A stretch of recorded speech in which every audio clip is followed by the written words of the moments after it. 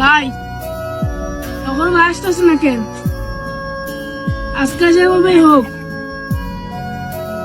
Fine ভাইয়ের সাথে টগরের ভাইয়ের মিলাই দিব আমরা। আমি আমার সর্বোচ্চ চেষ্টা করবো তাদের দুইজনকে মিলাই দিতে, বাকিটা উপরওয়ালার ইচ্ছা। কিরে আমার এনে বসায় রাখলি কে? আমার তো কাজ আছে, বাসায় যাইতে হইব। কি করবি তাড়াতাড়ি কর। আচ্ছা আর 5 মিনিট বস। ভাই টগর ভাইয়ের কাছে আছে। কিরে এত দেরি কে তোর? রাস্তায় অনেক জ্যাম ছিল। এই রোদ্রের মধ্যে কেন ডাকছিস আমারে? দরকার আছে। এগুলা কি অনেক? এইখানে কেন ডাকছিস আমারে? আমি বুঝি না কিছু। কি করস তুই? বন্ধু শোন আমার কথাটা তুই। অনেক, আমি গেলাম। যাইস না, দাঁড়া। শোন, আয় এদিকে আয়।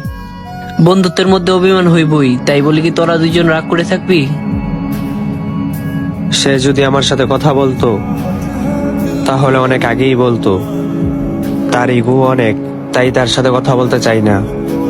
ওরে জিজ্ঞেস কর, ওই বন্ধু মানে কি বুঝে? দেখ, তোরা দুইজন অনেক ভালো বন্ধু, তার মধ্যে আমিও একজন। আমি চাই না তোরা দুইজন দুই দিকে থাক। তোদের মাঝে আমিও একজন বন্ধু, তাই তোরা দুইজন মিলে যা প্লিজ। আমার কথাটা রাখ।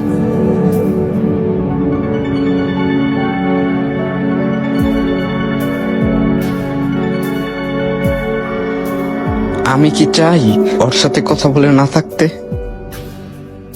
একটা দিন কথা না বললে আমার দিনটা যে কেমন যায় সেটা তো আমি জানি। 2টা মাস তারে সারা যে কেমন কাটছে এটা তো আমি জানি।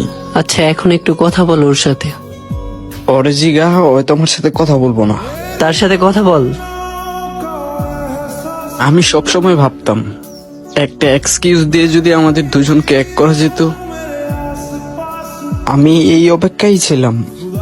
বন্ধু আমি তোর অনেক মিস করছি রে। কসম বিশ্বাস কর, আমি ঠিক মতন খাবার খাই নেই তোর জন্য, ঠিক মতন ঘুমাই নেই, কোথাও ঘুরতে যাই নেই। আজকে অনেক